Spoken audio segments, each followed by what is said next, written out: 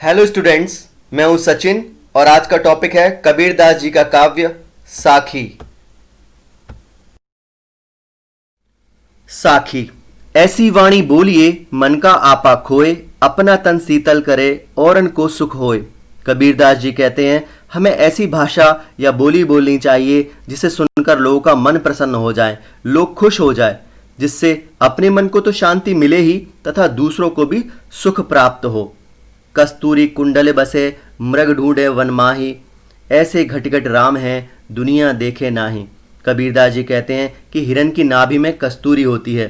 नाभि मतलब पेट का एक भाग, और कस्तूरी का अर्थ होता है एक सुगंधित पदार्थ। जब वह हिरन उस सुगंधित पदार्थ की खुशबू को महसूस करता है तो उसको जंगल में ढूंढता फिरता है। ऐसे ही कण कण में ईश्वर है, लेकिन लोगों को दिखाई नहीं देते और वो उसे हर जगह ढूंढते हैं। कोई मंदिर जाता है, कोई मस्जिद जाता है, कोई गुरुद्वारे, कोई चर्च में जाता है। जब मैं था तब हरि नहीं, अब हरि है मैं नाही। सब अंधियारा मिट गया जब दीपक देखा माही। कबीरदास जी कहते हैं जब मेरे अंदर अहंकार था, घमंड था, तब ईश्वर नहीं था, लेकिन अब मेरा यह अहंकार समाप्त हो गया है तो मुझे मेरा ईश्वर प्राप्त हो गया। अर्थात जिसके मन में घमंड है उसके अंदर प्रभु का वास नहीं हो सकता, और यदि प्रभु का वास है तो घमंड नहीं हो सकता। घमंड और ईश्वर एक साथ नहीं रह सकते। जब ईश्वर रूपी दीपक के दर्शन हुए तो मेरे मन का सारा अज्ञान अंधकार मिट गया। सुखिया सब संसार है, खाए अरु सोवे, दुखिया दास कबीर है, जागे अरु रोवे। कबीरदास जी कहते हैं संसार के सभी लोग सुखी हैं, उनका एक ही काम है खाना और सोना, उन्हें किसी प्रकार की चिंता नहीं है। केवल कबीरदास जी हैं जो प्रभु की याद में जागते हैं और रोते हैं। बिरह भुवंगम तन बसे, मंत्र न लागे कोई, राम वियोगी ना जिवे, जिवे तो बोरा होई। कबीरदास जी कहते हैं जिसके तन में किसी से बिछड़ने का दर्द रूपी सांप निवास करता है उस पर कोई तंत्र मंत्र या दवा काम नहीं करती है, अर्थात उसके मन को किसी प्रकार से शांति नहीं मिलती है।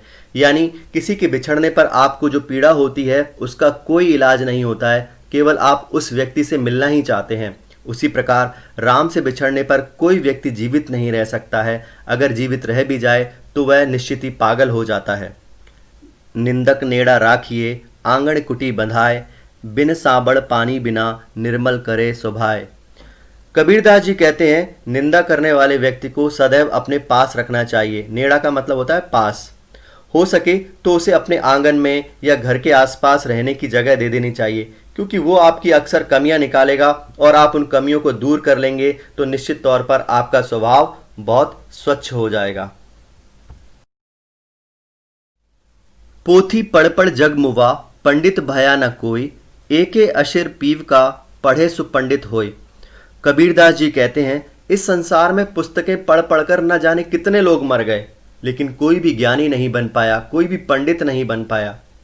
अगर कोई भी व्यक्ति एक भी अक्षर ईश्वर रूपी प्रेम का पढ़ लेता है या ईश्वर को जान लेता है तो निश्चित तौर पर वह पंडित बन जाता है, ज्ञानी बन जाता है।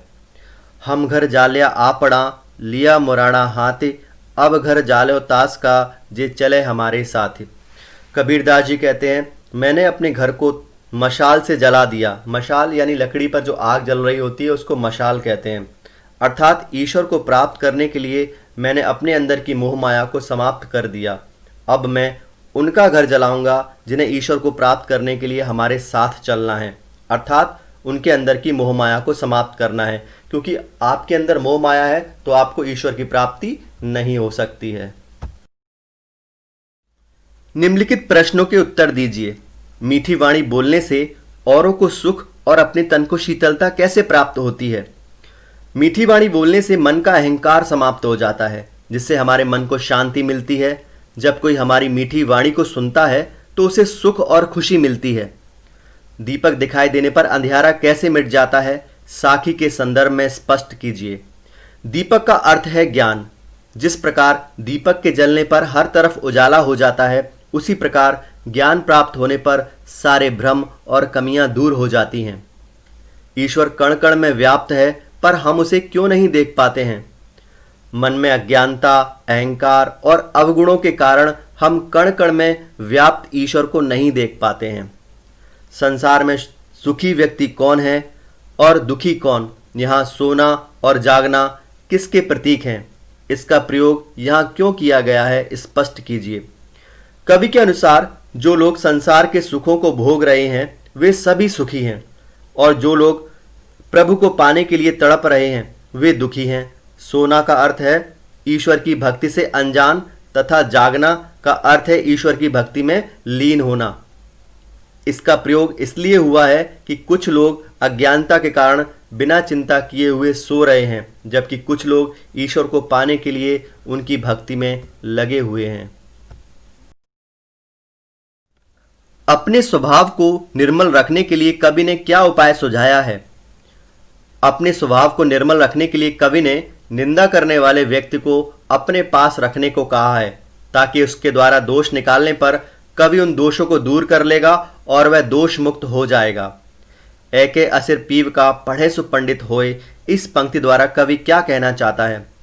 कवि कहना चाहता है कि दुनिया भर की किताबें पढ़ने से कोई व्यक्ति ज्ञानी नहीं हो सकता। यदि वह ईश्वर की भक्ति रूपी एक भी अक्षर पढ़ लेगा तो उसे ज्ञान प्राप्त हो जाएगा।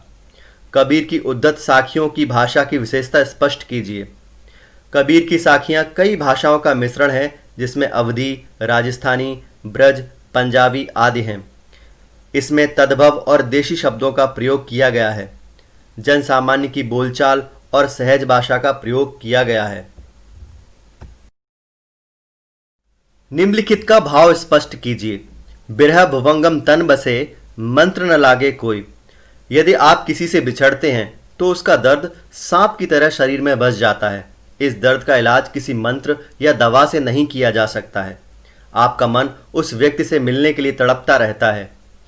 कस्तूरी कुंडल बसे, मृग ढूंढे वन माहे। कस्तूरी नाम का सुगंधित पदार्थ हिरन की नाभि में होता है। जब वह इस सुगंध को महसूस करता है तो पूरे जंगल में इसे खोजता फिरता है, लेकिन वह सुगंध तो इसकी नाभि की कस्तूरी से आ रही होती है। इस तरह कण कण में ईश्वर है और अज्ञानी मनुष्य इसे जगह जगह ढूंढता फिरता है।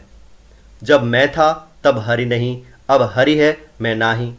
कवि कहता है यदि आपके अंदर अहंकार है तो आप ईश्वर को प्राप्त नहीं कर सकते हो, और ईश्वर के प्राप्त होने पर अहंकार स्वयं ही समाप्त हो जाता है। ईश्वर और अहंकार एक साथ नहीं रह सकते हैं। पोथी पढ़ पढ़ जग मुआ, पंडित भया न कोय। कवि कहता है पुस्तकें पढ़ पढ़ कर कोई ज्ञानी नहीं बन पाता है, ईश्वर को जान लेने वाला ही सच्चा ज्ञानी होता है। पाठ में आए निम्नलिखित शब्दों के प्रचलित रूप लिखिए। जिवें जीना, माही भीतर, भुवंगम भुजंग या सांप, आंगणी आंगन, मुवा मरे, जालो जलाऊं, औरन औरों को, देखा देखा, नेड़ा निकट या पास, साबड़ साबुन, पीव प्रेम, तास उसका। यदि आपको ये वीडियो पसंद आया है तो शेयर कीजिए, लाइक कीजिए एंड सब्सक्राइब कीजिए। Thank you.